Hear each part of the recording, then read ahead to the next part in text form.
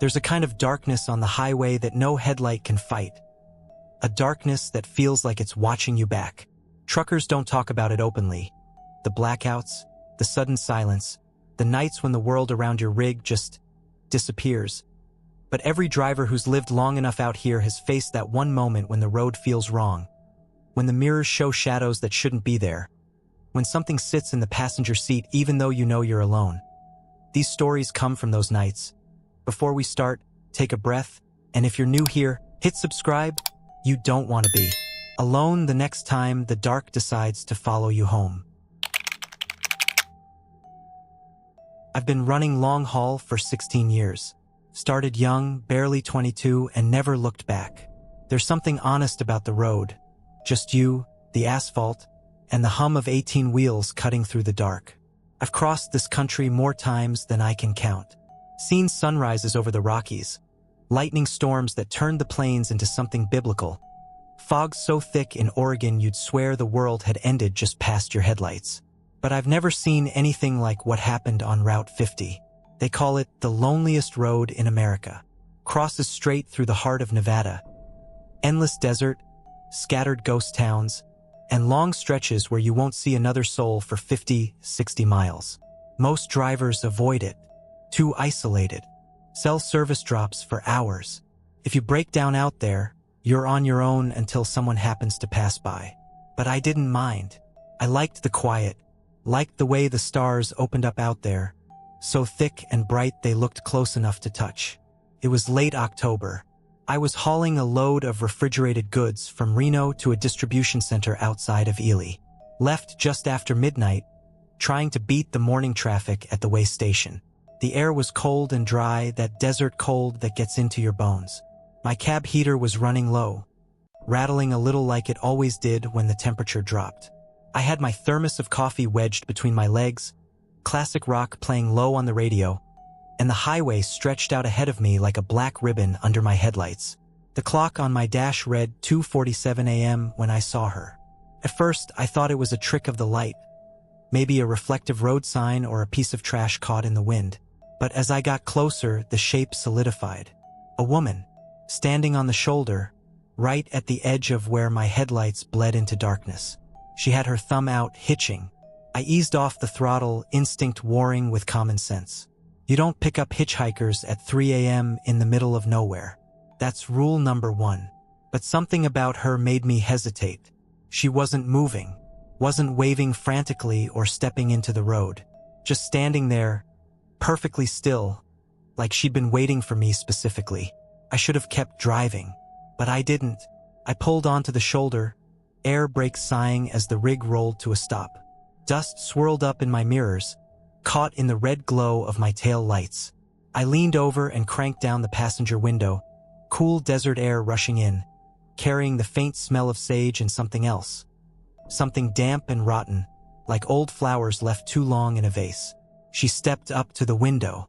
She was young, maybe mid-20s, pale skin, dark hair that hung limp around her shoulders, and a white dress that looked too thin for the cold. No jacket, no bag, nothing. Her eyes were dark, unreadable, and she didn't smile, didn't say a word, just looked at me. "You okay?" I asked, my voice sounding too loud in the stillness. She nodded once. "Where you headed?" She pointed down the highway, eastbound, same direction I was going.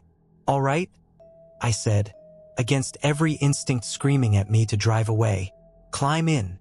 She opened the door and pulled herself up into the cab with surprising ease, moving slow and deliberate. The second she settled into the seat, the temperature dropped. I'm talking a real physical cold, the kind that makes your breath fog and your skin prickle. I glanced at the heater, still running, but it felt like I'd opened a freezer door. She sat with her hands folded in her lap, staring straight ahead through the windshield. I waited for her to say something. Thank me, tell me where she needed to go, anything. But she just sat there, silent as a gravestone. "Got a name?" I tried, shifting the rig back into gear. "Nothing. Long walk out here. You break down or something?" Still nothing. I pulled back onto the highway, unease starting to creep up my spine. The radio had gone to static. I turned the dial, searching for a station, but every channel was dead. Just white noise and the occasional garbled voice that faded before I could make out words. I gave up and turned it off. The cab was silent except for the low rumble of the engine and the hiss of wind against the windows. I kept glancing at her out of the corner of my eye. She hadn't moved, hadn't blinked, just stared straight ahead like she was looking at something I couldn't see. Her skin was wrong, too pale, almost gray in the dim light of the dashboard. And when she'd brushed past me climbing in, her arm had touched mine. Ice cold, not cool, not chilly, cold, like touching a corpse. I tried to shake it off. Maybe she was in shock. Maybe she'd been out there for hours and hypothermia was setting in. I cranked the heat higher, but it didn't seem to make a difference. The cold was coming from her. We drove like that for 20 miles. 20 long, silent miles through the empty desert. I kept trying to start a conversation, filling the void with nervous chatter about the weather, the route, how far we were from the next town.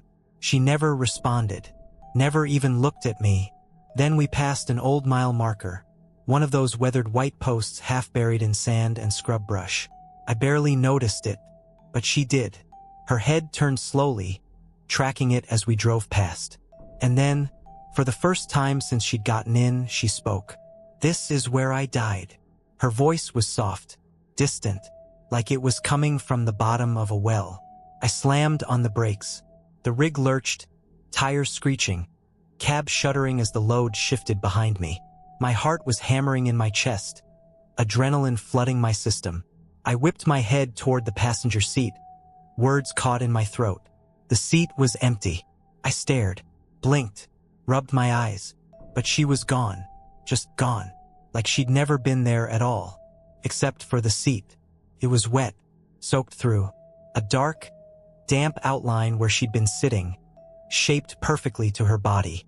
I reached out, hands shaking, and touched it, cold, ice cold, and the smell, that rotting flower smell, was overpowering now, thick and cloying, filling the cab until I gagged. I threw open the door and stumbled out onto the shoulder, gasping for air. The desert stretched out around me, vast and silent under a sky full of stars. No movement, no sound, just wind and emptiness. I checked the back of the rig. The trailer doors were still sealed. I walked around the entire truck, shining my flashlight into the darkness. Nothing. No footprints in the dust. No sign of anyone. I stood there for a long time, heart still racing, trying to make sense of what had just happened. Part of me wanted to believe I'd imagined it, that I'd been driving too long, that exhaustion and isolation had played tricks on my mind. But the seat was still wet. The smell was still there. I climbed back into the cab and grabbed my phone. No service. Of course. I scrolled through my dash cam app, fingers trembling as I pulled up the footage from the last half hour. And that's when I saw it. The video showed me pulling over, showed me leaning across the cab and cranking down the window, showed me talking, asking questions, making conversation, glancing to my right every few seconds. But the passenger seat was empty the entire time. I was talking to no one, nodding at nothing. The seat was vacant in every frame, except there was something, a faint shimmer in the air where she'd been sitting, a distortion like heat waves rising off asphalt, barely visible unless you were looking for it. I fast-forwarded to the moment I hit the brakes. On camera, I jerked toward the passenger seat, eyes wide, mouth open, and then the shimmer disappeared, just vanished, and the seat went from dry to soaked in the span of a single frame. I sat there in the dark, staring at my phone, cold sweat running down my back.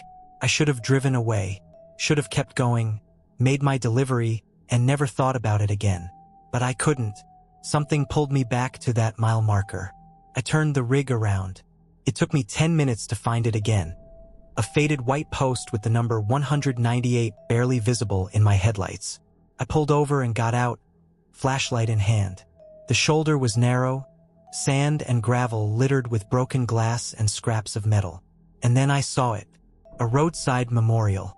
One of those makeshift crosses people put up after accidents, half buried in the dirt and decorated with faded plastic flowers. I crouched down, brushing sand away from the plaque at the base. In loving memory of Sarah Ellison 1987 to 2002 forever in our hearts. There was a photo laminated to the wood. A young woman with dark hair and pale skin, smiling softly at the camera. She was wearing a white dress. It was her.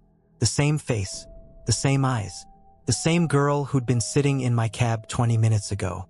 I staggered back, the flashlight slipping from my hands. 15 years. She'd been dead for 15 years. And somehow she'd been in my truck. I got back on the road, drove straight through to Ely without stopping, white-knuckling the wheel the entire way. When I finally pulled into the distribution center at dawn, I sat in the cab for an hour, staring at nothing, trying to process what had happened. I reported it to dispatch, told them everything. They didn't believe me, said I needed to take a few days off, get some rest, maybe see someone. But I know what I saw. What I felt, what I smelled. I sold that rig 2 months later, bought a new one, changed routes, avoided Route 50 entirely. But it didn't matter, because sometimes, late at night when I'm alone on some empty highway, I still smell it, that damp, rotting flower scent. And I know she's still out there, waiting on the shoulder of Route 50, waiting for the next driver to stop. I've been running I-40 through Arizona for 12 years. Same route, same exits, same truck stops where the coffee tastes like burnt rubber and the lot lizards know your name before you've even parked. I know that stretch of desert highway like the back of my hand. Every mile marker, every way station, every rest area with broken vending machines and fluorescent lights that hum like dying insects. I could drive it in my sleep. Maybe that was the problem. It was early November. One of those runs where you're racing the clock to make your delivery window. I'd left Flagstaff just after midnight with a full load of construction equipment headed for Albuquerque. The night was clear when I started. Desert sky so black and deep you could see the Milky Way stretched across it like a scar. Temperature was dropping fast. That dry cold that makes your knuckles crack and your breath fog inside the cab even with the heater running. I was making good time. Cruise control locked at 65. CB radio crackling with the occasional trucker checking in from somewhere up ahead.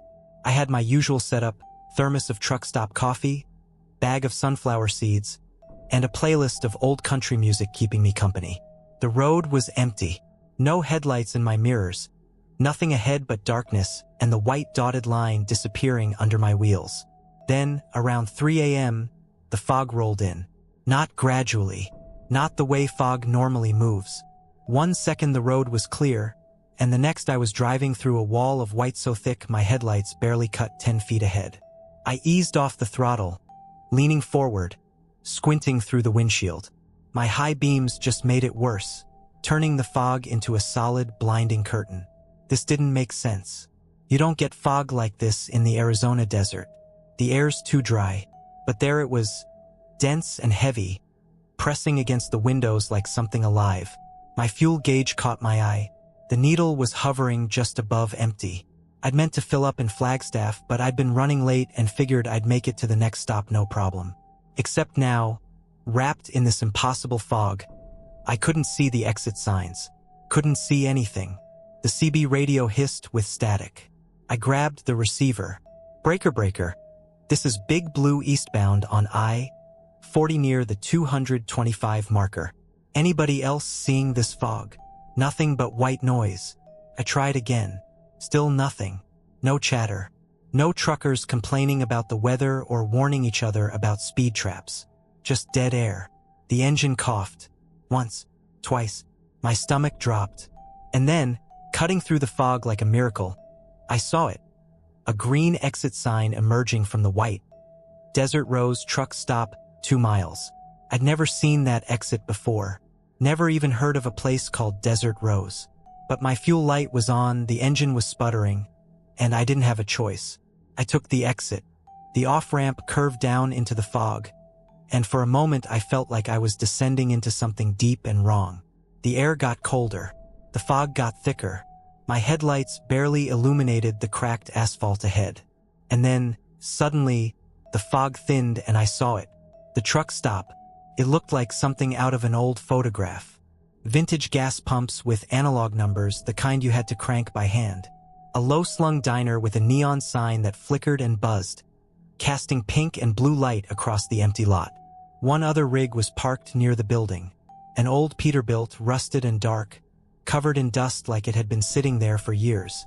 I pulled up to the pumps and killed the engine. The silence was immediate and heavy. No wind, no distant highway noise, just the ticking of my engine cooling down and that relentless hum from the neon sign. I stepped out of the cab. The air smelled wrong, stale and metallic, like old pennies and something sweetly rotten underneath. The fog still surrounded the place, a thick wall just beyond the edges of the lot. But inside this little pocket it was clear. Still, frozen. The gas pumps were ancient. I tried swiping my card, nothing. The reader didn't even light up. I looked toward the diner. Through the grimy windows I could see figures sitting inside, motionless in the flickering light. The door to the office swung open with a rusty creak. An old man shuffled out. He was wearing greasy coveralls, stained dark with oil and God knows what else. His face was gaunt, skin hanging loose like wax that had started to melt, and his eyes were all wrong. Too wide, too glassy. He stared at me without blinking, without moving, like he was a mannequin someone had posed there. "Need to fuel up?" I said, my voice sounding too loud in the stillness. He didn't respond, just kept staring. "The card reader's not working," I added, shifting my weight, unease crawling up my spine. Slowly, mechanically, he reached over and flipped a switch on the pump. The numbers rolled over with a clunk. He still hadn't blinked. I grabbed the nozzle and started filling my tank, keeping one eye on him the whole time. He stood there, hands hanging at his sides, watching me with that unblinking stare. The fuel pump made a rhythmic clicking sound, counting gallons, but it felt muffled and distant, like I was hearing it through water. When the tank was full, I hung up the nozzle and turned toward the diner. I needed to pay, needed to get back on the road, needed to get out of this place. The diner door was propped open. I stepped inside. The smell hit me first. Old grease, burnt coffee, and something underneath it, something rotten. The lights flickered overhead, casting everything in a sickly yellow glow. A jukebox in the corner sat silent and dark, its chrome surface tarnished and dull. 3 men sat at the counter. Truckers, by the look of them, worn denim, flannel shirts, trucker caps pulled low. They were eating, forks moving in slow, mechanical motions, lifting food to their mouths and chewing without sound. None of them looked up when I walked in. None of them acknowledged my presence at all. "Excuse me," I said. They kept eating, slow, rhythmic, like machines. I approached the counter. Behind it, a waitress stood with her back to me, pouring coffee into a chipped mug. Her movements were just as slow, just as wrong. Cleared my throat. "I need to pay for the fuel." She turned around. Her face was pale, eyes sunken and hollow, lips pulled back in something that might have been a smile but looked more like a grimace.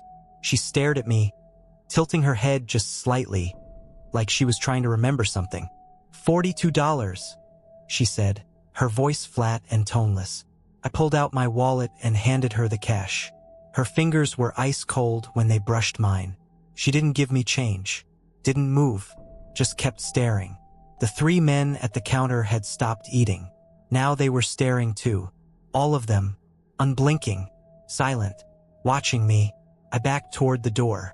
"You shouldn't be here," the old attendant said from behind me. I spun around. He was standing in the doorway, blocking it, his face still expressionless, those wide glassy eyes locked on mine. "What?" I managed. "You shouldn't be here," he repeated, his voice flat and hollow. "No one should." I shoved past him and ran for my truck. My hands were shaking so hard I could barely get the key in the ignition. The engine turned over, roaring to life, and I threw the rig into gear, tires screeching as I peeled out of that lot and back onto the ramp. The fog swallowed me again. I drove blind, heart hammering, foot heavy on the accelerator, not caring where I was going as long as it was away from that place. And then, just as suddenly as it had appeared, the fog lifted. I was back on I-40, clear night sky above me, highway stretching out ahead like nothing had happened. I drove for another hour before I pulled into a real truck stop. Bright lights, other drivers, the hum of normal conversation. I sat in the cab, hands still shaking, and pulled up my GPS logs. There was no exit, no detour. According to my GPS, I'd driven straight through that section of highway without stopping. But my fuel gauge was full. My wallet was missing $42. I called another driver I knew who ran I-40 regularly. Told him everything. There was a long silence on the other end. "You're the sixth," he finally said, his voice uneasy. 6 drivers have reported that same stop over the years. Desert Rose. No one can ever find it again. What happened to the others? I asked, though I wasn't sure I wanted to know. Another pause. One of them went back looking for it. They found his rig abandoned at a rest area 3 days later. Doors open, engine running. He was gone. Never found him. I hung up. I don't run I-40 anymore. I take the long way around, even if it adds hours to my route. Because sometimes, late at night when the fog rolls in, I still smell it. Old grease, burnt coffee, and something rotten underneath. I've been hauling refrigerated loads for 9 years. Produce meat, frozen goods, anything that needs to stay cold from point A to point B. It's steady work, decent pay, and the reefer unit hum becomes white noise after the first 100 miles. You learn to sleep through it at truck stops, learn to check your temps every few hours, learn to listen for the sounds that matter. Hissing airlines, grinding brakes, engine trouble. You learn what belongs. And you learn real fast when something doesn't. It was mid-September, one of those runs where you're chasing the clock. I'd picked up a load of frozen chicken in Amarillo just after midnight, 38,000 pounds, headed for a distribution center outside Albuquerque. The night was clear and cold, temperature dropping into the 40s, and I-40 stretched out ahead of me like a black river under a sky full of stars. I'd been on the road about 3 hours when it happened. It was just past 4 a.m., that dead hour when the world feels empty, when you haven't seen another set of headlights in 50 miles and the only sound is your engine and the low, steady drone of the reefer unit keeping your load at 10 below zero. I was somewhere between Tucumcari and the New Mexico state line. Flat desert on both sides, nothing but darkness and the occasional distant glow of a ranch light. Then I heard it. 3 knocks. Slow, deliberate, metallic, coming from underneath the trailer. I straightened in my seat, hands tightening on the wheel, checked my mirrors, empty road behind me, checked my gauges. Everything normal. Reefer unit still humming. No warning lights. I waited, listening. Nothing. Cargo shifts sometimes. Even frozen pallets can settle weird, especially on rough road. I'd hit a patch of broken asphalt about 10 miles back. Probably just the load adjusting. I rolled my shoulders, took a sip of lukewarm coffee, and kept driving. 5 minutes later, it happened again. Knock, knock, knock. 3 slow, rhythmic impacts. Metal on metal. Same spot, same cadence. My chest tightened. I eased off the throttle, letting the rig coast, listening hard. The knocking stopped. Silence except for the engine and the reefer and the hiss of wind against the cab. I told myself it was the suspension. Maybe a loose bracket or a piece of road debris caught in the undercarriage. But my hands were sweating, because it didn't sound random. It sounded deliberate, like someone tapping out a rhythm. I grabbed my CB radio. Breaker, breaker. This is Cold Line eastbound on I-40 near mile marker 330. Anybody out there? Static crackled. Then a voice, distant and rough. Go ahead, Cold Line. You ever haul reefer? Sure. Why? You ever hear knocking from under the trailer? Like, rhythmic knocking. A pause. Longer than I liked. Might be your kingpin. Might be a loose mud flap bracket. Pull over and check it. Yeah, I'll do that. Thanks. I signed off, but the unease stayed with me, crawling up my spine like cold fingers. I didn't want to pull over. Didn't want to stop in the middle of nowhere and crawl under my rig in the dark. But I couldn't keep driving like this. Couldn't ignore it.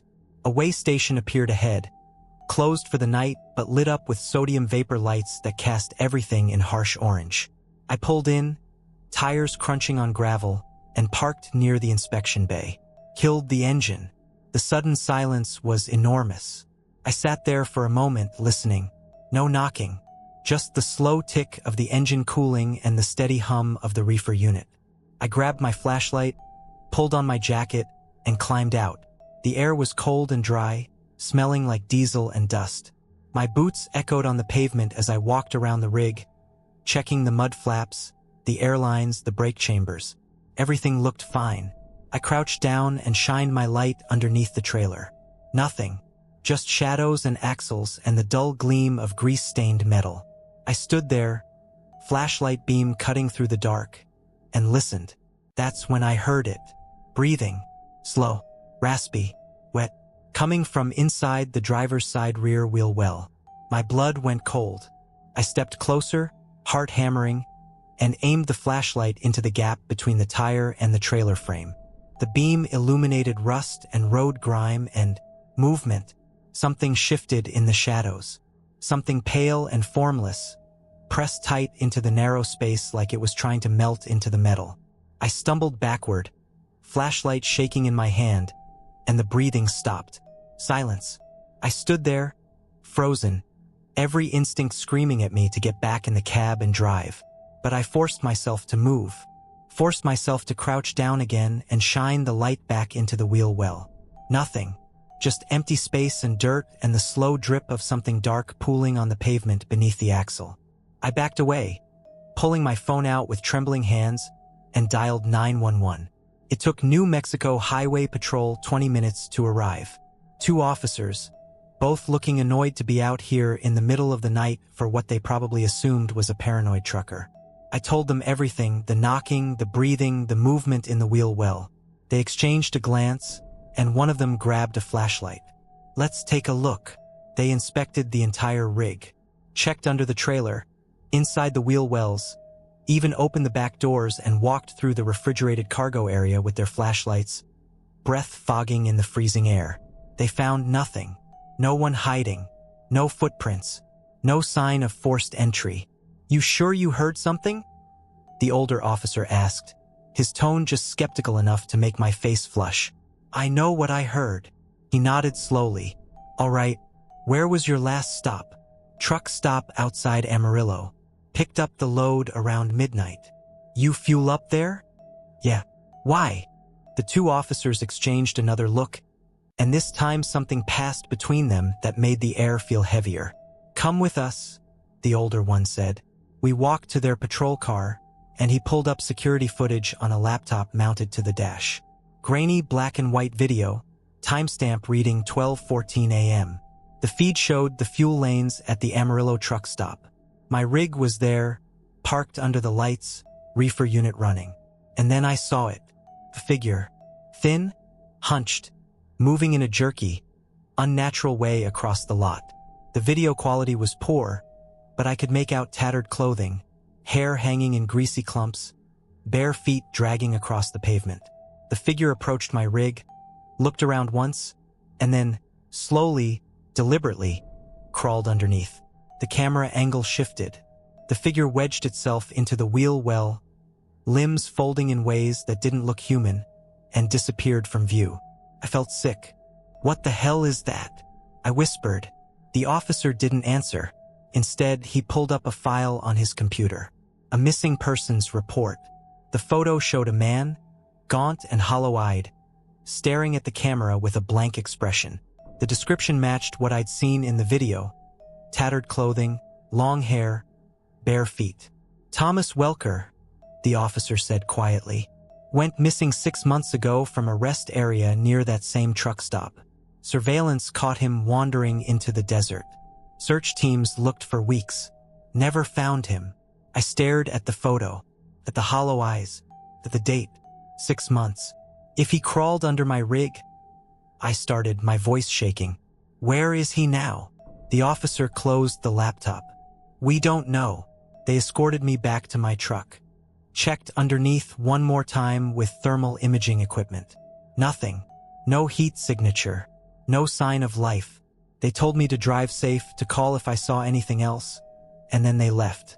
I sat in my cab for a long time, staring at the empty way station, at the darkness pressing in from all sides.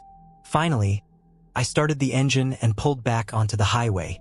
I made my delivery 6 hours later, unloaded without incident. The whole time, I kept glancing at the wheel wells, expecting to see something staring back.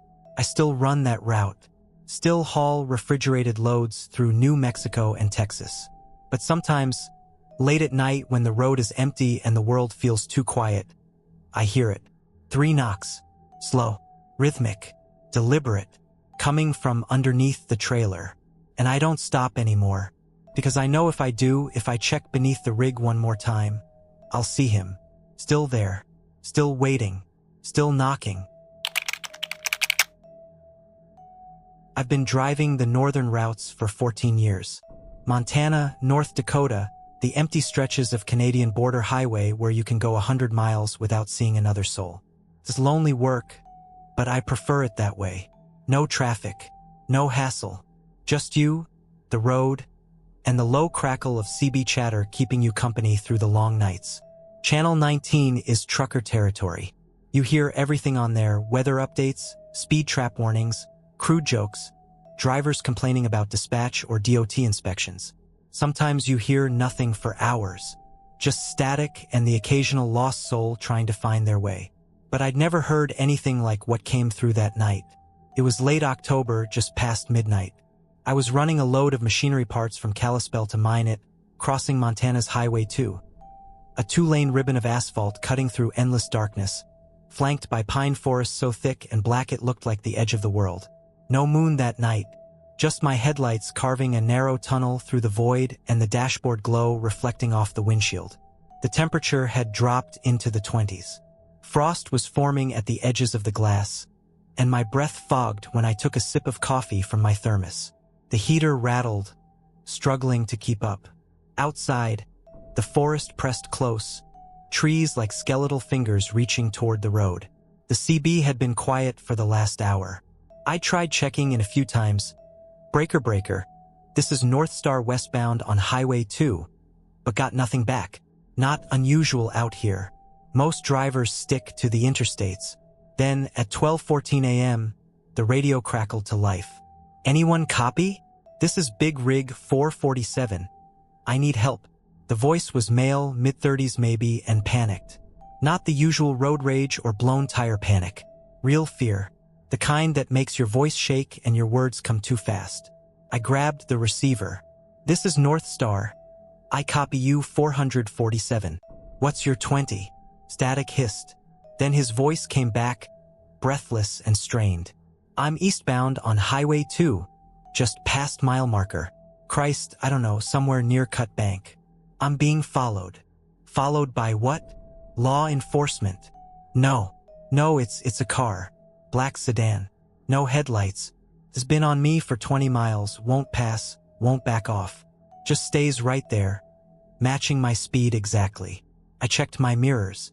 Empty road behind me, empty road ahead. I was still a good 40 miles from Cut Bank. Can you see a driver? No. The windows are tinted or covered. I can't see inside. But it's wrong, man. Something's wrong with it. What do you mean wrong? His breath hitched. It's too close, like inches off my bumper. And it's not drifting. It's staying perfectly centered, perfectly straight.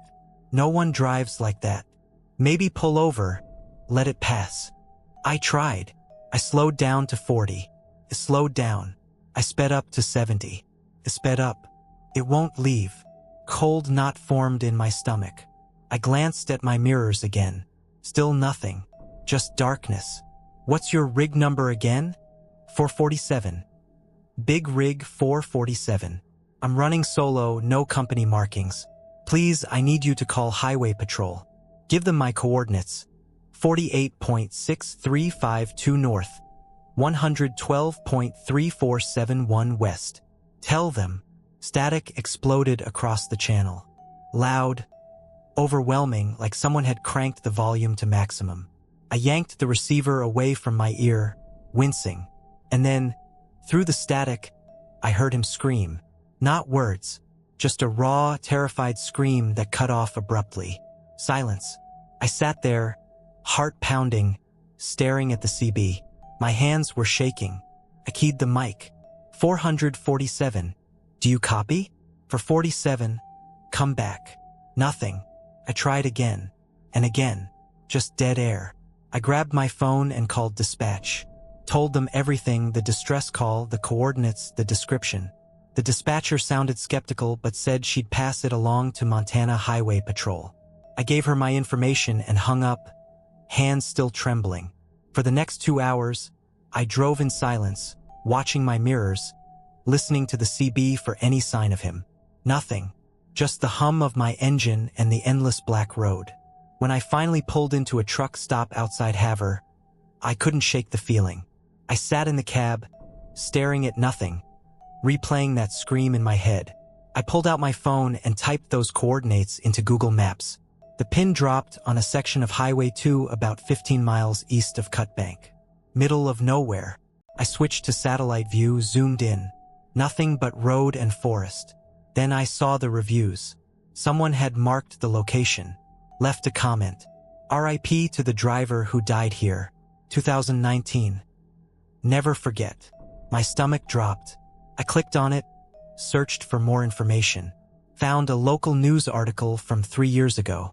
Fatal accident on Highway 2 claims life of trucker. The article described how a semi had jackknifed it off the road during a late-night run, crashing into the trees. The driver was killed instantly. Investigators suspected he'd swerved to avoid something. Another vehicle, maybe an animal, but there were no witnesses. No other vehicles involved. The truck's number, 447. I sat there, staring at my phone, the cold seeping into my bones despite the heater running full blast. He'd been dead for 3 years, and I just heard him on the CB, screaming for help. I tried to rationalize it. Maybe someone was pranking the channel.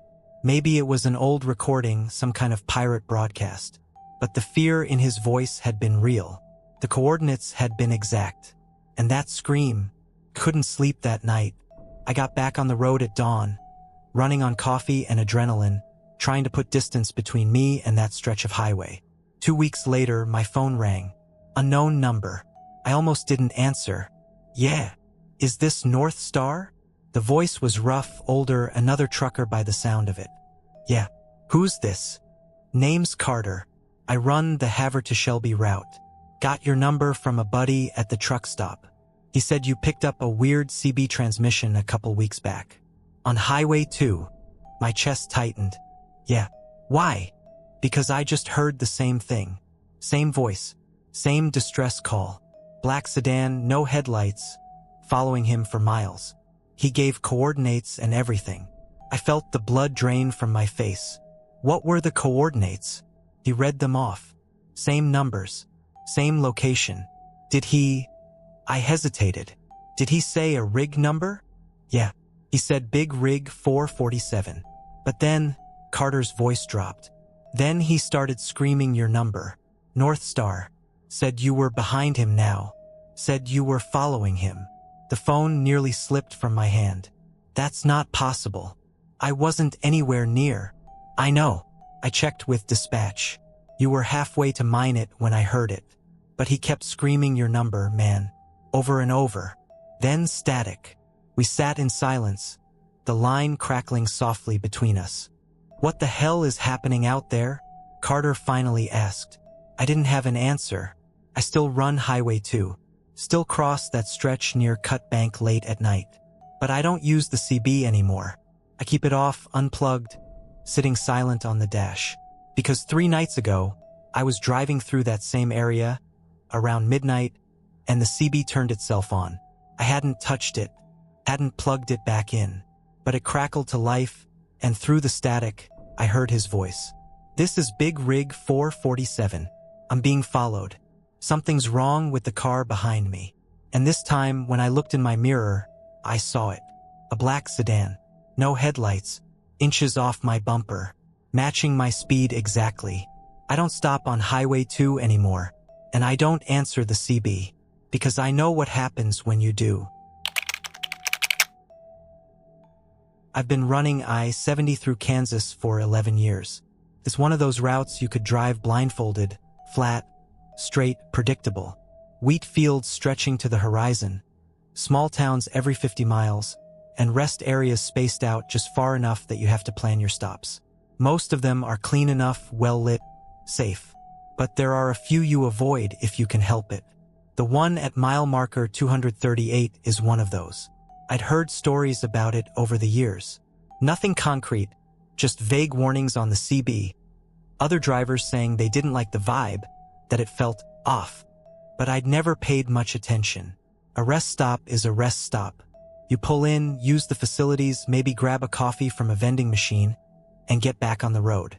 That was before the night I saw him.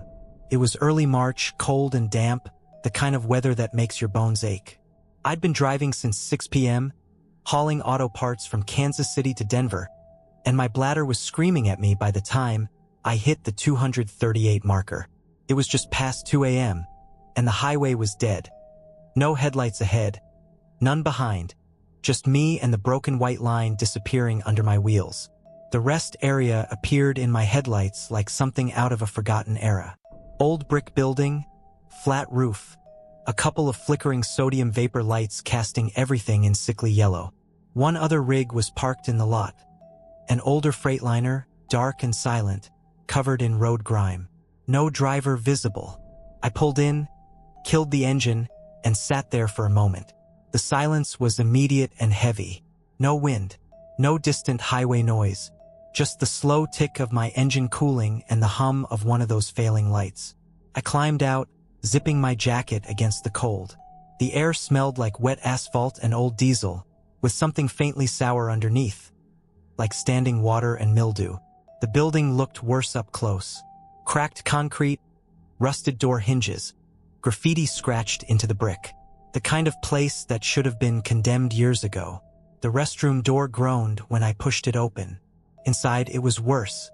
Grimy tile floors, flickering fluorescent lights that buzzed and popped. 3 stalls with doors hanging crooked on broken hinges. The mirrors above the sinks were cracked, spiderwebbed with fractures that distorted your reflection.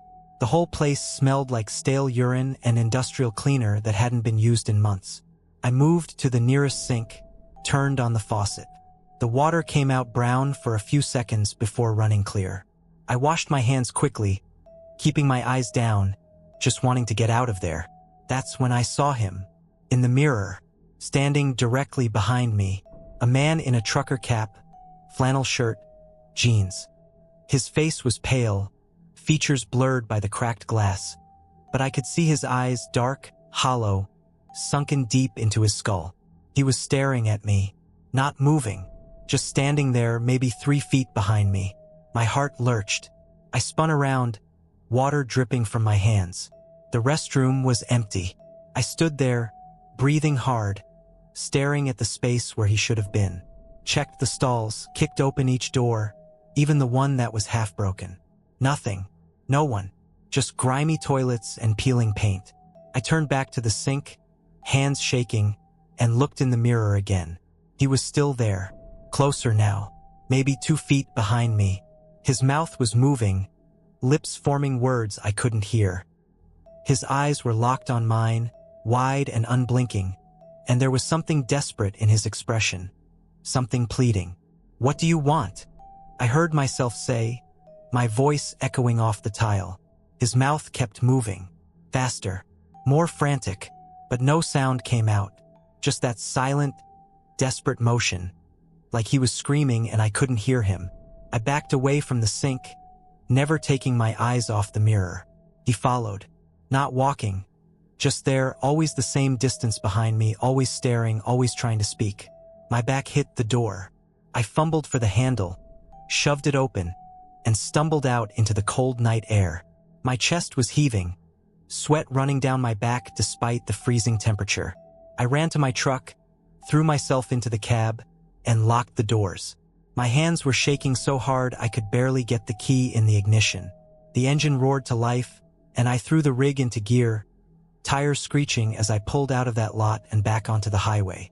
I didn't look back, didn't slow down, just drove, white-knuckled and breathless, until I saw the lights of the next town. I pulled into a truck stop, sat in the parking lot with the engine running, and tried to calm down. Tried to rationalize what I'd seen. Maybe it was exhaustion. Maybe the flickering lights had played tricks on my eyes. Maybe I'd imagined the whole thing. But I hadn't imagined the cold, or the way his mouth had moved, or the look in his eyes. 2 days later, I was parked at a way station outside Salina when a Kansas state trooper knocked on my door. I rolled down the window. "You the driver who called in a disturbance at the rest area on mile marker 238? He asked. I blinked.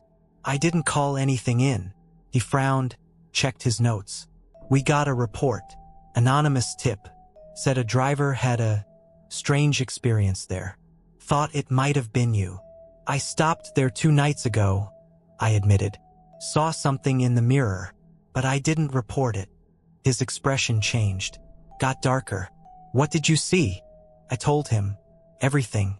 The man in the mirror, the hollow eyes, the moving mouth. He listened without interrupting, and when I finished, he let out a long breath. "That place has a history," he said quietly. "Back in 1987, a driver was murdered in that restroom. Stabbed 16 times. They found him in one of the stalls, bled out. Never caught the guy who did it." My stomach turned over. Drivers have been reporting sightings ever since. Man in a trucker cap. Always in the mirrors. Always trying to say something. We've had psychics, paranormal investigators, the whole 9 yards. No one's got an explanation. "What was his name?" I asked. "The driver who died." The trooper checked his notes. "Michael Drennan, 43 years old. Solo operator out of Topeka." I nodded slowly, feeling cold all over again. "You got dash cam footage?" the trooper asked. I did. I pulled it up on my phone, found the timestamp, and handed it to him. He watched in silence, face expressionless. The footage showed me walking into the rest area, disappearing inside. A few minutes passed. Then audio picked up. My voice, muffled but clear, coming from inside the building. "What do you want?" A pause. Then another voice, faint, distant, crackling like old radio static. "Help me." The trooper's face went pale. He rewound it, played it again. Same result. 2 voices, mine and someone else's. But on camera, I was alone the entire time. He handed the phone back, jaw tight. "Don't stop there again." "I won't." He nodded, started to walk away, then turned back. "Just so you know, 16 other drivers have reported the same thing. Same mirror, same man. And every single one of them heard him too. On their dash cams, their phones, their CB radios." "What's he saying?" I asked, though I wasn't sure I wanted to know.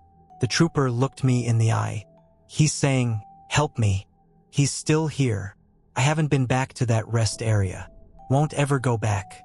But sometimes, late at night when I'm alone on the road, I think about Michael Drennan. About his hollow eyes and his moving mouth and the desperation in his expression. And I think about what the trooper said. He's still here. Not Michael. The other one. The one who killed him. Still waiting in that restroom. Still watching the mirrors.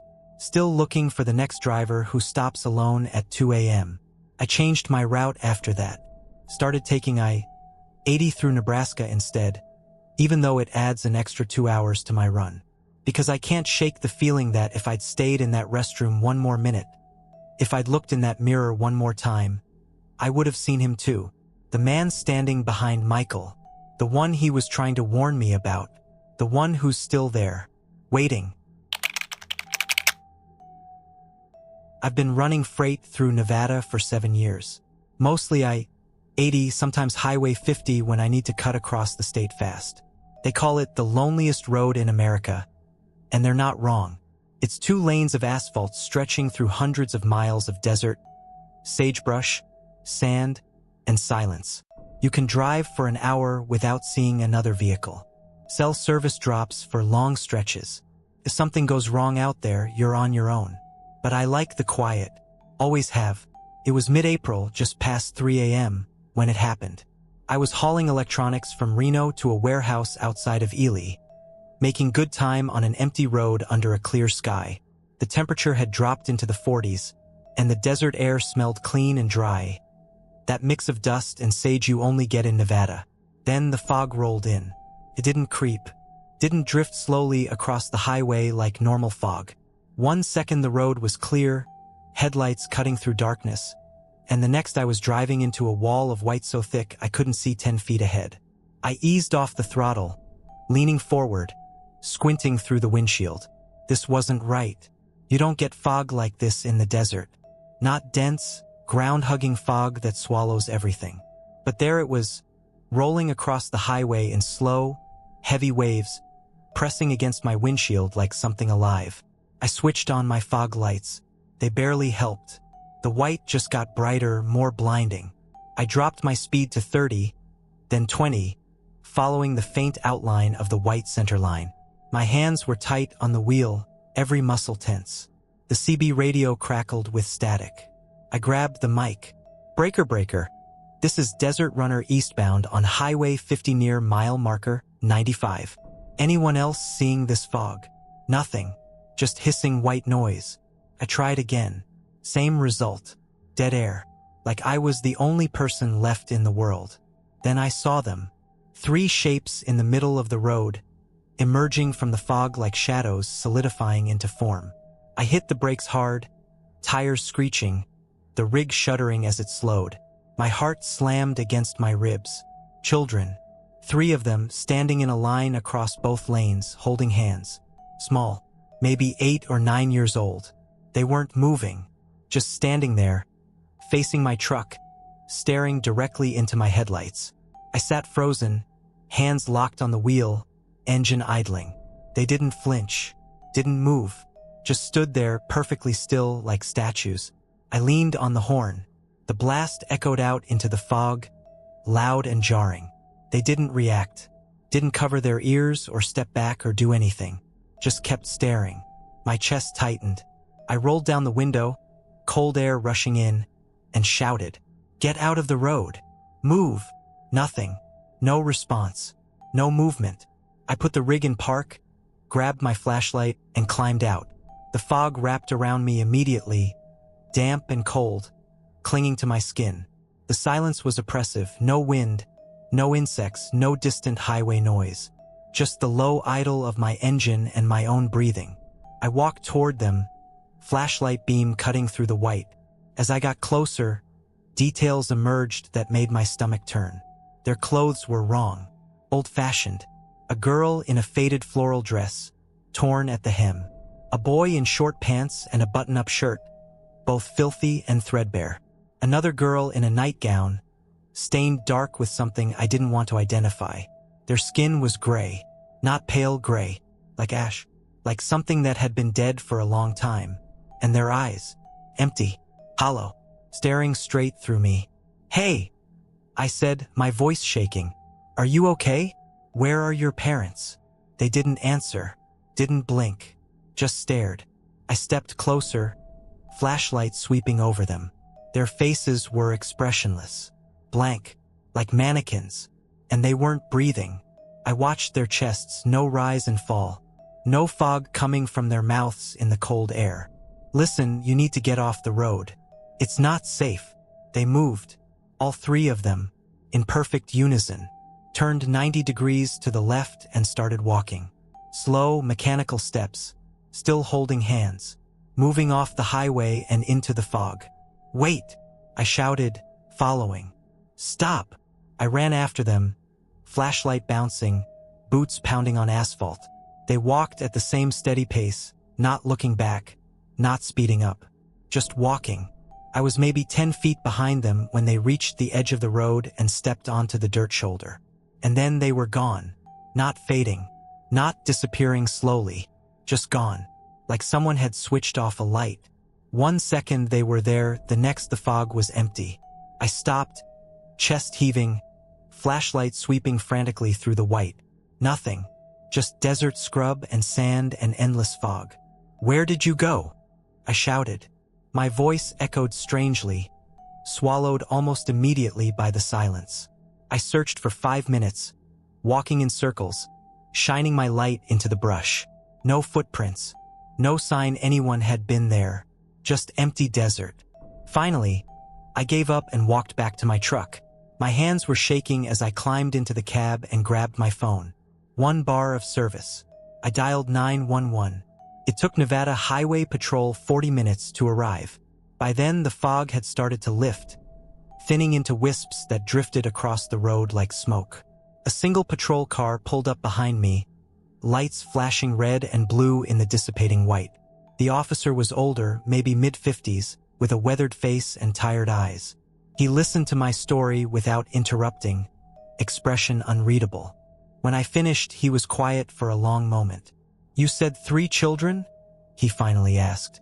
"Yeah, 2 girls and a boy. Old clothes, gray skin. They just vanished." He nodded slowly, like he'd heard this before. "Come with me." We walked to his patrol car, and he pulled out a tablet, tapped through some files. Then he turned the screen toward me. Them. It was an old case file, black and white photos. 3 children smiling at the camera.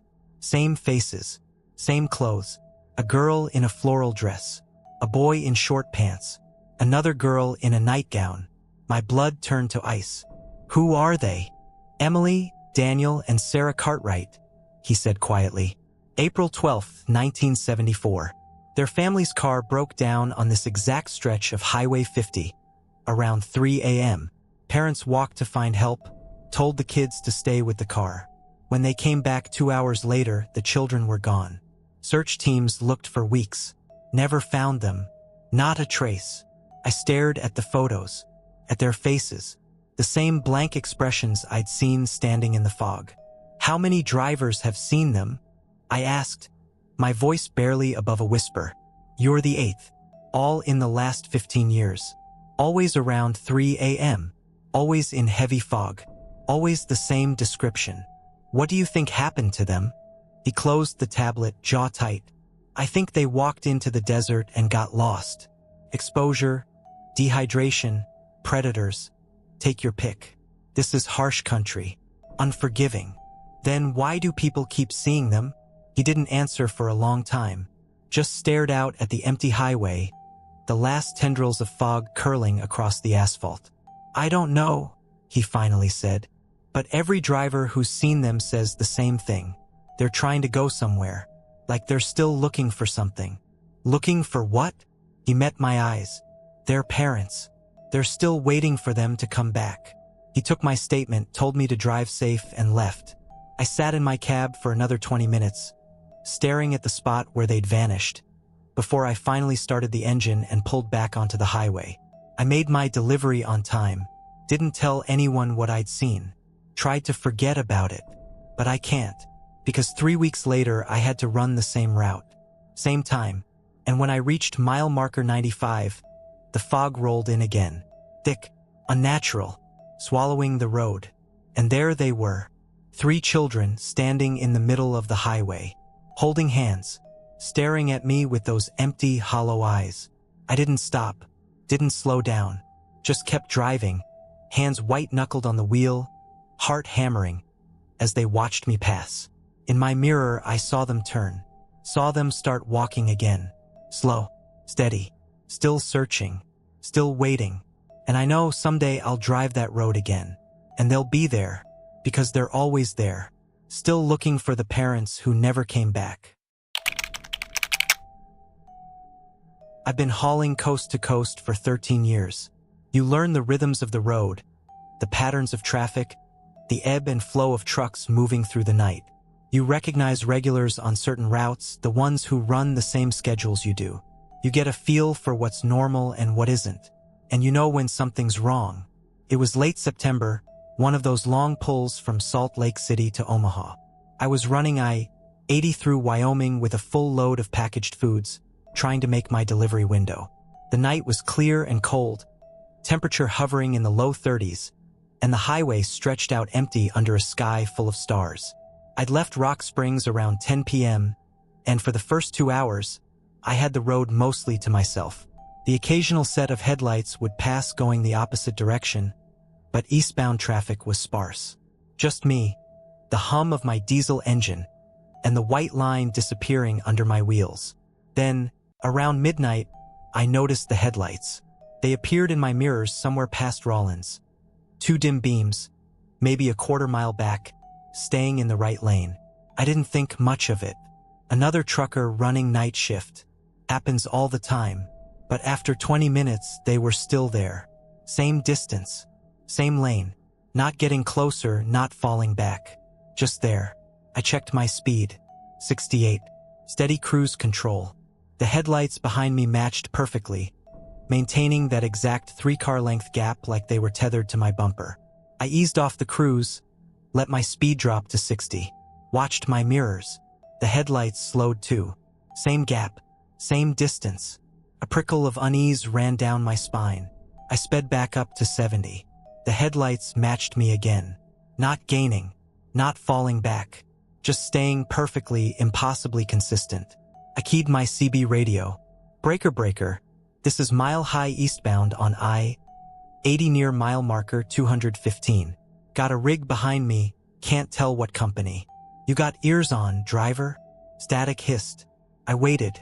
No response. Come on back, driver. Just want to make sure you're seeing me okay. Still nothing. Just dead air and the low crackle of the CB. I looked in my side mirror, trying to make out details. The truck behind me was old, that much I could tell. Boxy cab, high profile. Looked like a Peterbilt from the 70s or 80s, the kind you don't see much anymore. Dark paint, no running lights, no company markings visible. Just those 2 headlights, dim and yellowed, cutting through the darkness. I switched lanes, moving into the left lane to pass an imaginary slower vehicle. Watched my mirrors. The truck switched lanes too. Stayed exactly 3 car lengths behind.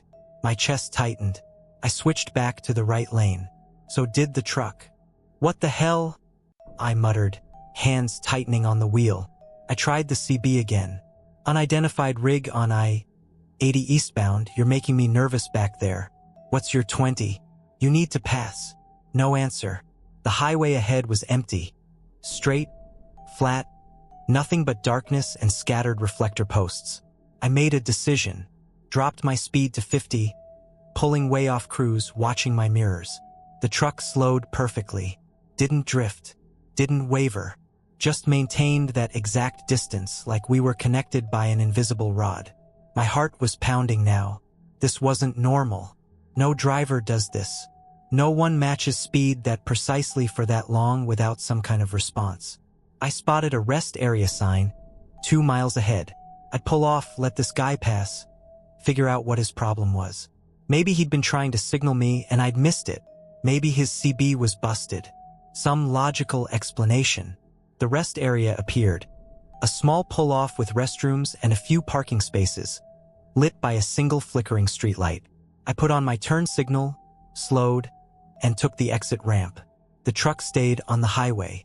I watched it pass, finally getting a clear look as it rolled by the rest area entrance. The same old Peterbilt, rusted and dark, painted a color that might have been brown or black, hard to tell in the poor light. And the cab was dark, not just dim, dark. No dome light, no glow from a dashboard, no silhouette of a driver, just blackness behind the windshield, like the cab was hollow, empty. My stomach dropped.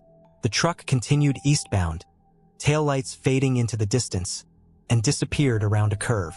I sat there in the rest area, engine idling, hands shaking. Told myself I'd imagined it. The angle had been wrong. The lighting was bad. Of course there was a driver. There had to be. I waited 20 minutes watching the highway. A few cars passed. No trucks. Finally, I took a breath, pulled back onto I-80, and continued east. 10 miles later, headlights appeared in my mirror. The same truck. Same dim, yellowed beams. Same distance. 3 car lengths back. No, I whispered. No, that's not possible. I'd watched it drive past. Watched it disappear ahead of me.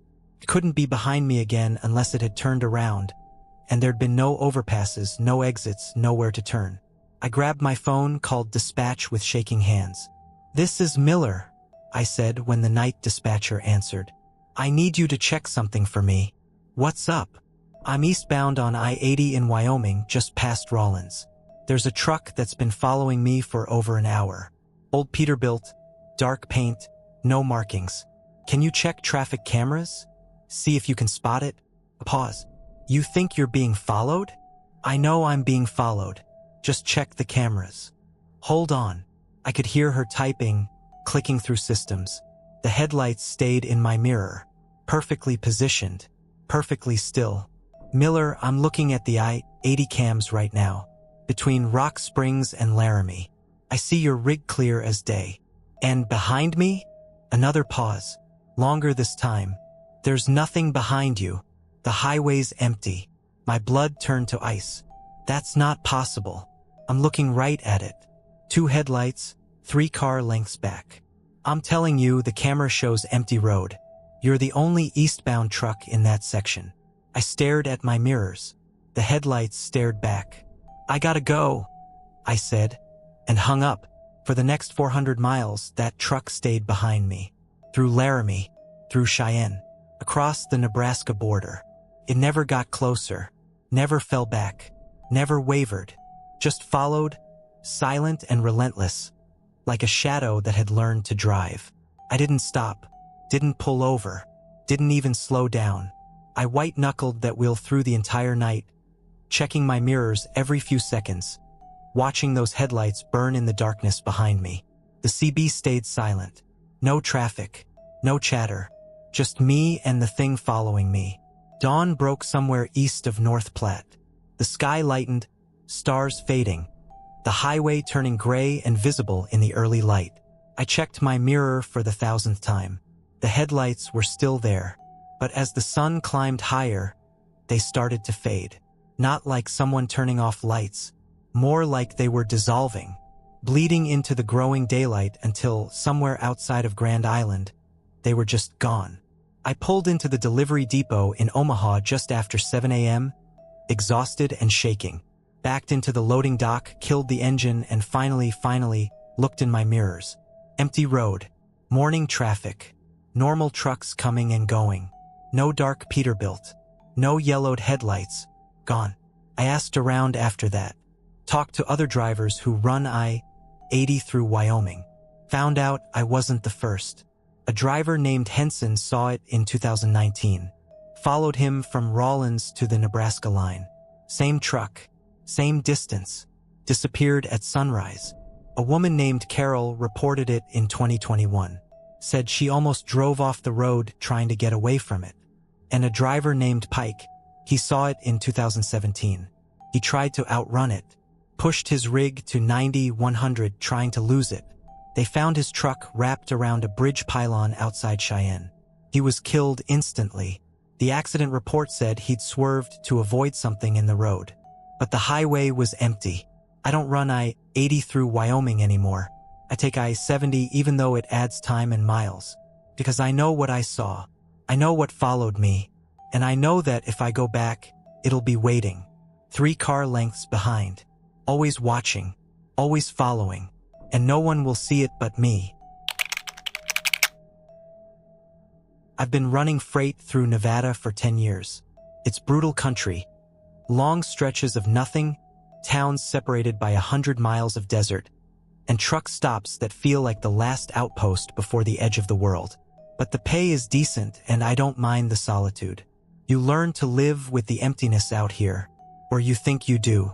It was late August, one of those runs where you're fighting the heat even at night. I'd picked up a load of industrial equipment in Reno, headed for a mining operation outside of Ely. Left around 6 p.m., planning to drive through the cooler evening hours, grab some sleep at a truck stop halfway, and finish the run in the morning.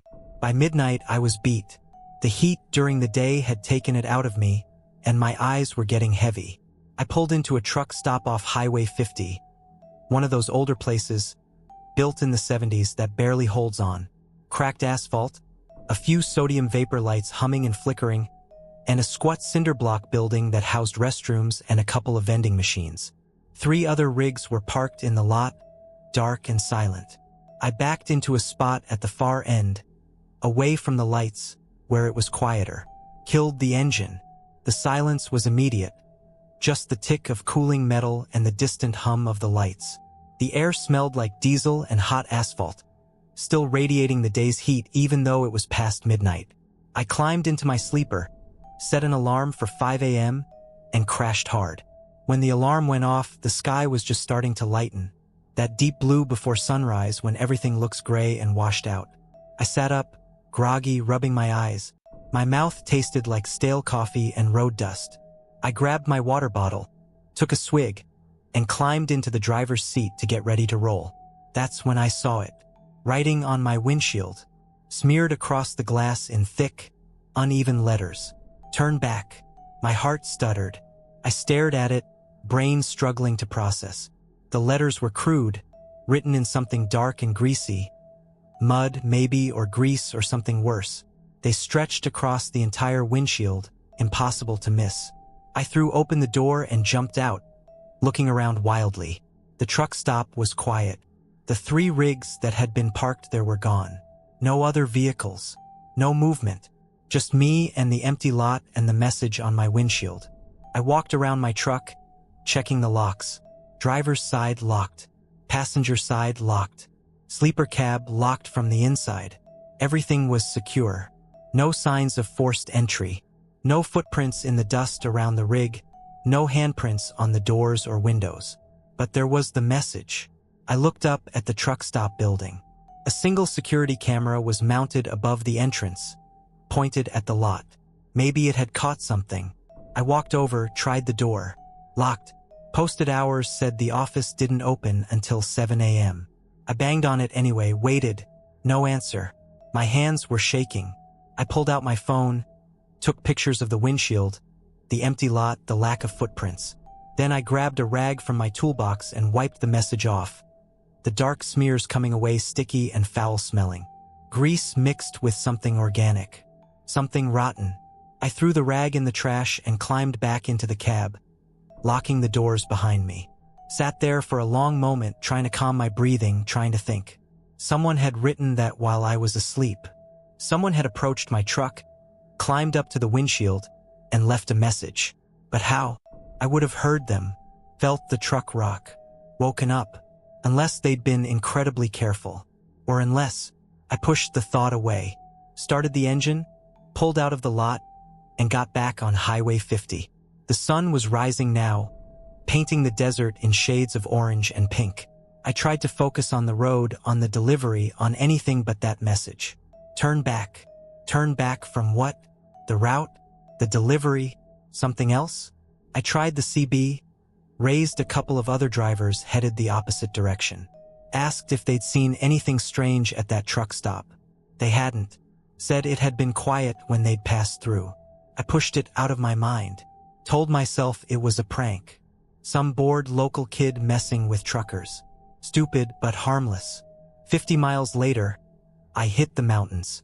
Highway 50 climbs through a series of steep grades east of Austin, winding through high desert terrain with long downhill stretches that'll cook your brakes if you're not careful.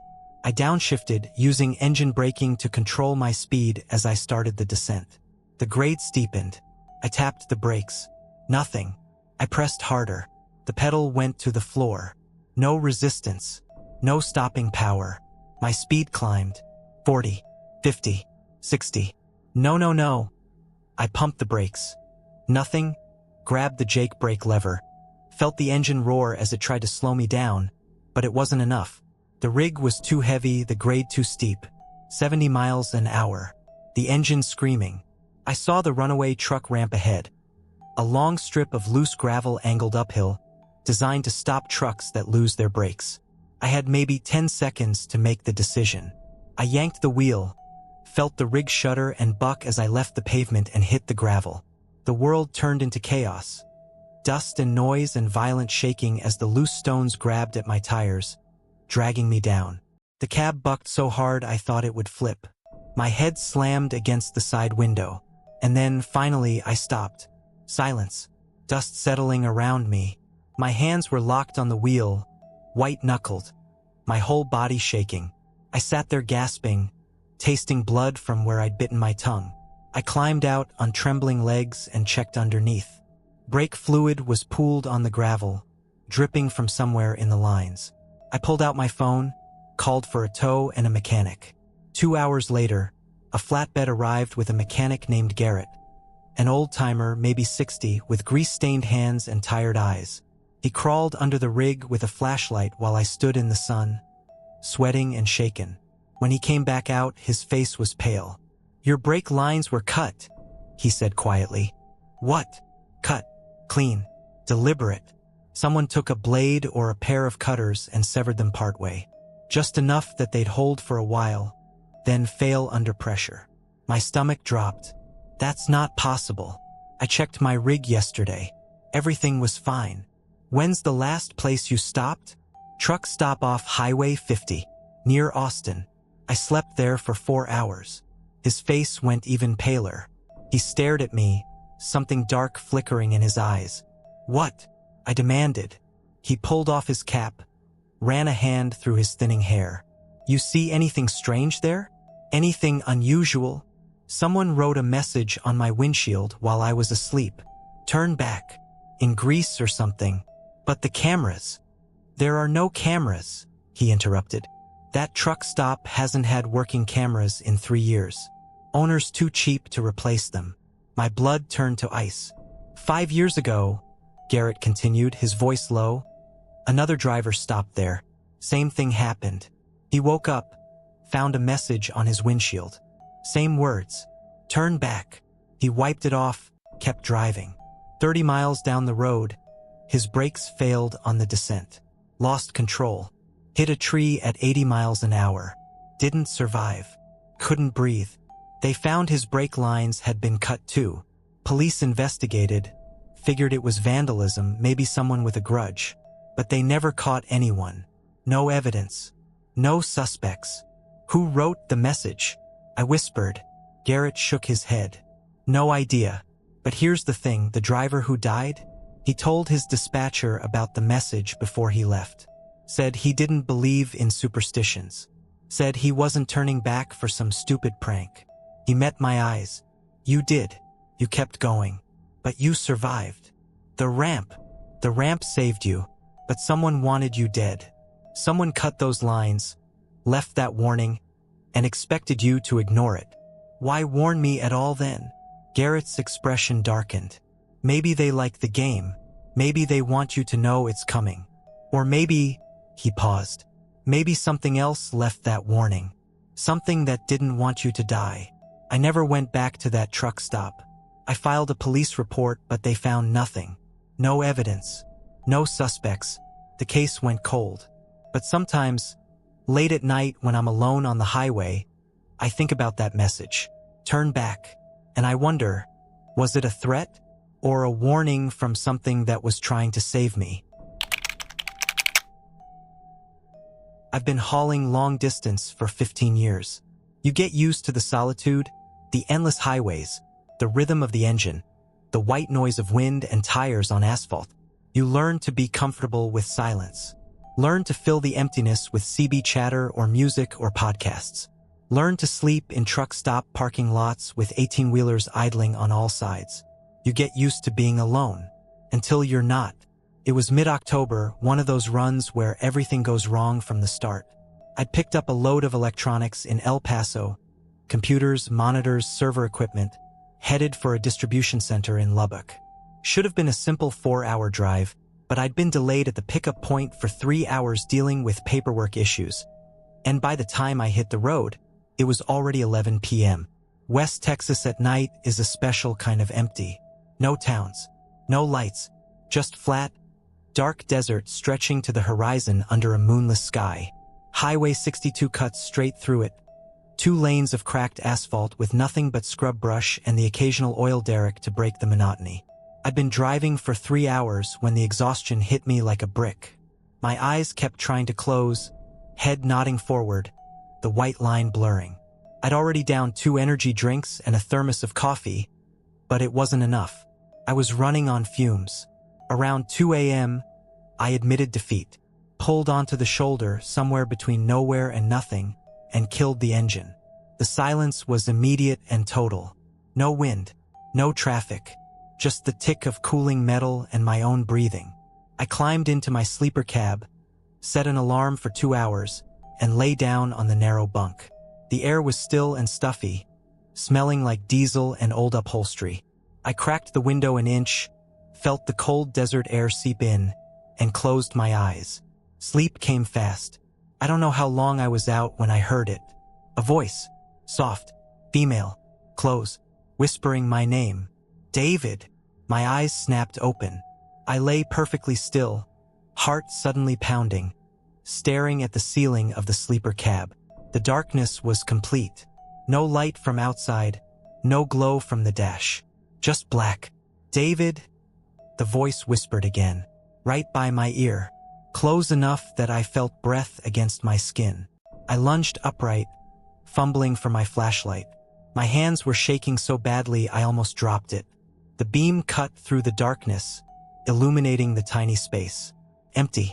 Just the bunk, my duffel bag, a cooler, and the curtains separating the sleeper from the cab. Hello. My voice came out hoarse. Who's there? Silence.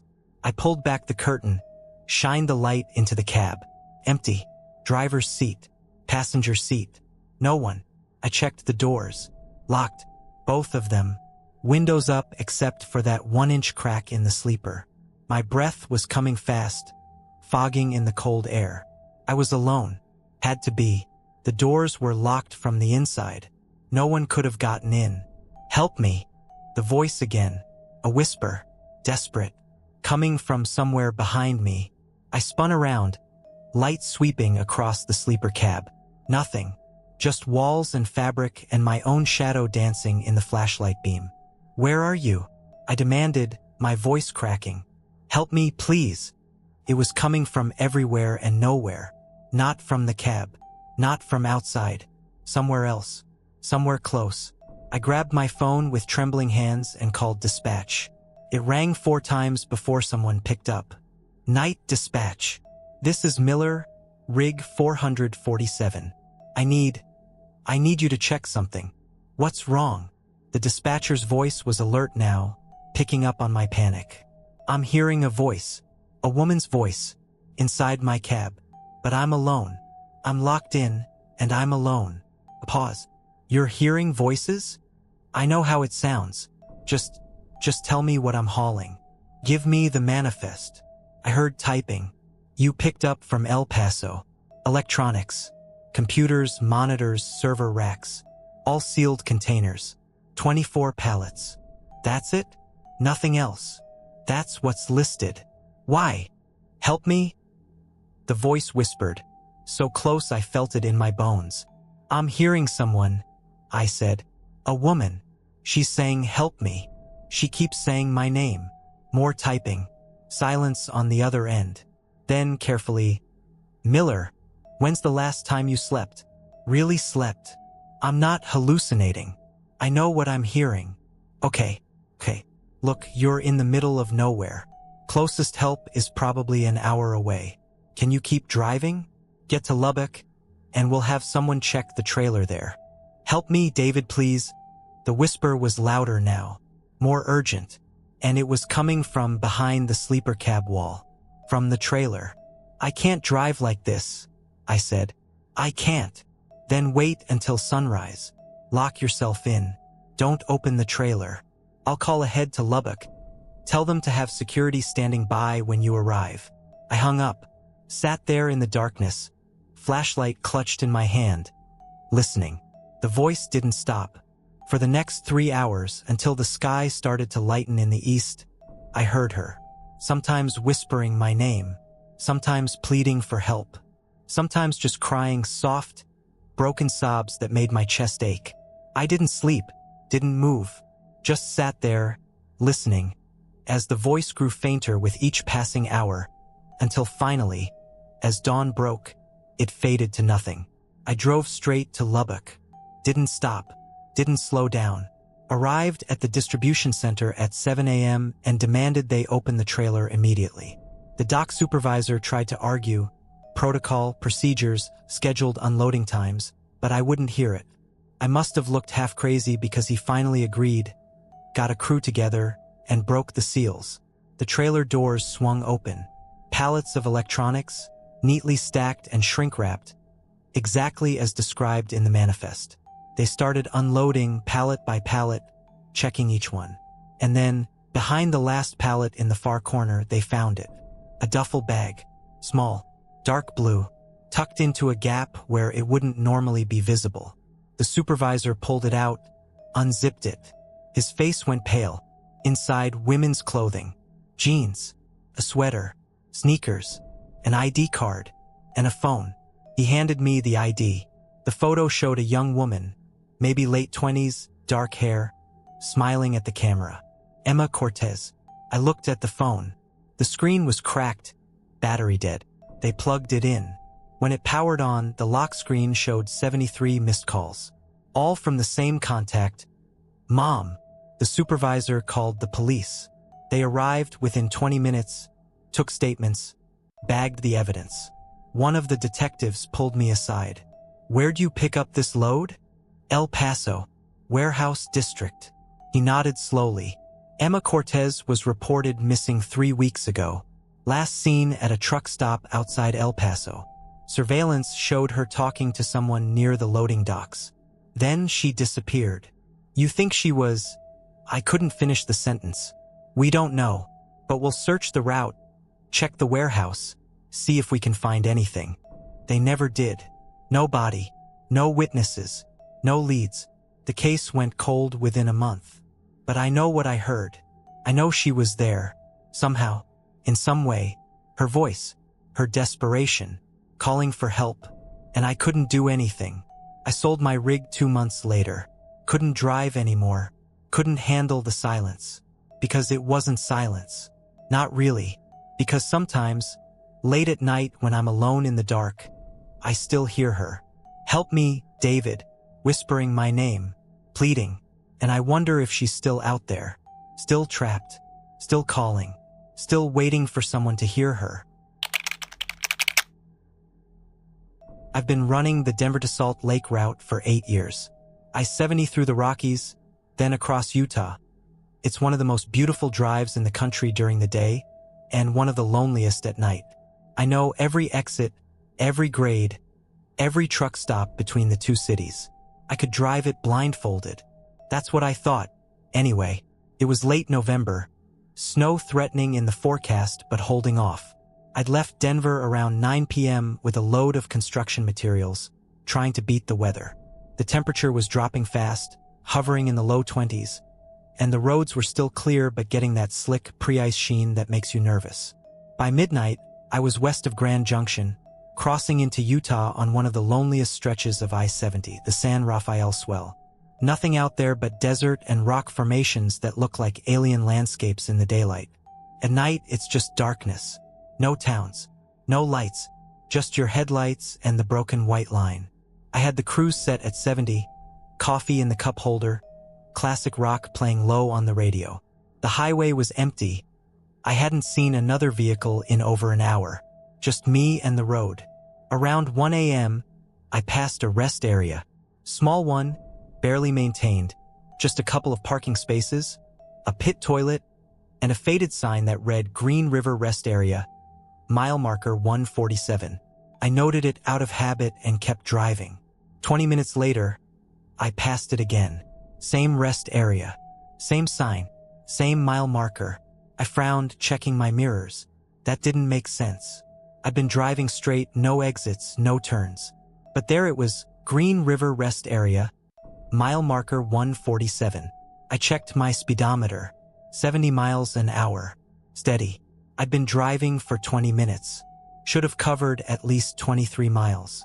But the mile marker said 147. Must have misread it the first time, I muttered, shaking my head, fatigue playing tricks. I kept driving. 20 minutes later, I passed it again. Green River Rest Area, mile marker 147. My chest tightened. I slowed down, staring at the sign as it disappeared in my mirrors. That was impossible. Absolutely impossible. I'd been driving forward the entire time. Same direction. Same highway. No loops, no circles. I grabbed my GPS unit. The screen was glitching, coordinates flickering and scrambling. the map spinning slowly like it couldn't figure out where I was. I tapped it, tried to reset it. Nothing. Just spinning. My phone showed no service. No bars. Nothing. Okay, I said aloud, trying to stay calm. Okay, there's an explanation. GPS malfunction. Maybe I'm more tired than I thought. But I wasn't tired. My heart was racing now, adrenaline flooding my system. I was wide awake. I checked the fuel gauge. 3/4 full. Same as it had been an hour ago. That wasn't possible either. I should have burned at least a quarter tank by now. I kept driving. Watched the odometer. Watched the road. Watched for anything that would tell me I was moving forward, making progress. 10 minutes later, the rest area appeared again. Green River Rest Area. Mile marker 147. No, I whispered. No, no, no. I pressed the accelerator, pushing the rig to 80. The engine roared, tires humming on the asphalt. I watched the mile markers. 148. 149. 150. They were passing. I was moving forward. Had to be. 15 minutes at 80 miles an hour. I should have covered 20 miles. Green River Rest Area. Mile marker 147. I slammed on the brakes, the rig skidding slightly before coming to a stop on the shoulder. I sat there, breathing hard, hands shaking on the wheel. This wasn't possible. This wasn't real. I checked my dash clock. 1:47 a.m. I sat there for what felt like 10 minutes trying to think, trying to rationalize. When I looked at the clock again, it still read 1:47 a.m. Panic clawed at my throat. I grabbed the CB radio. Breaker, breaker. This is Mountain Hauler on I-70 westbound near Green River. Does anyone copy? Anyone? Static. Thick and heavy. Like the channel was dead. Please, someone answer. I need help. Something's wrong. Nothing. I put the rig in gear and started driving again. Slower this time, watching everything. The road, the markers, the darkness pressing in from all sides. The highway looked normal. Felt normal. But something was fundamentally wrong. 5 miles. 10 miles. 15. Green River Rest Area. Mile marker 147. I started laughing. Couldn't help it. High, desperate laughter that echoed in the cab. This couldn't be happening. This was a dream. A hallucination. Carbon monoxide poisoning. Something. I pinched myself. Hard. Felt pain. I was awake. I kept driving. Past the rest area again. And again. And again. Each time my panic grew. Each time, the darkness felt heavier, more oppressive, like the world was shrinking around me. Time stopped meaning anything. The clock stayed frozen at 1:47 a.m. The fuel gauge didn't move. The highway kept looping, endlessly, impossibly. And then, finally, I saw headlights. Not behind me. Ahead. Red and blue flashing lights. A state trooper parked on the shoulder, maybe a quarter mile ahead. Relief flooded through me. I pressed the accelerator, closing the distance fast. The patrol car grew larger in my windshield, lights flashing, illuminating the empty highway. I pulled over behind it, threw the rig into park, and jumped out. The cold air hit me like a slap, but I barely felt it. I ran toward the patrol car. The trooper was standing outside, flashlight in hand, watching me approach. He was older, maybe 50, with a weathered face and cautious eyes. Officer, thank God, something's wrong. I've been driving in circles for hours. The same rest area keeps appearing. My GPS is broken. I can't. Slow down, he said, holding up a hand. Slow down. What's your name? Carter. James Carter. I'm hauling from Denver to Salt Lake, but I can't get past mile marker 147. I keep looping back. He was staring at me strangely. Son, you haven't been driving. What? You've been parked on this shoulder for 3 hours. We got a call about an abandoned rig. I've been sitting here for 20 minutes waiting for you to wake up. My blood turned to ice. That's not possible. I've been driving. I passed that rest area 6 times. There's no rest area at mile marker 147, he said quietly. Closest one is 15 miles back. No, No, I saw it. I saw the sign. Let me see your GPS. I stumbled back to my cab, pulled out the GPS unit, and handed it to him. He turned it on, checked the logs. According to this, you stopped at mile marker 147 at 1:47 a.m. Haven't moved since. Check the odometer, I said desperately. Check it. I've driven at least 200 miles. He walked to the front of my rig, shined his flashlight on the odometer through the windshield. His face went pale. What?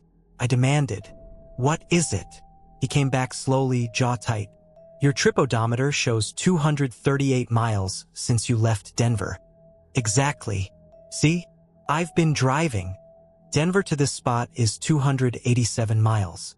But your trip odometer shows 238. He paused. Except when I checked it 20 minutes ago, it showed 41 miles.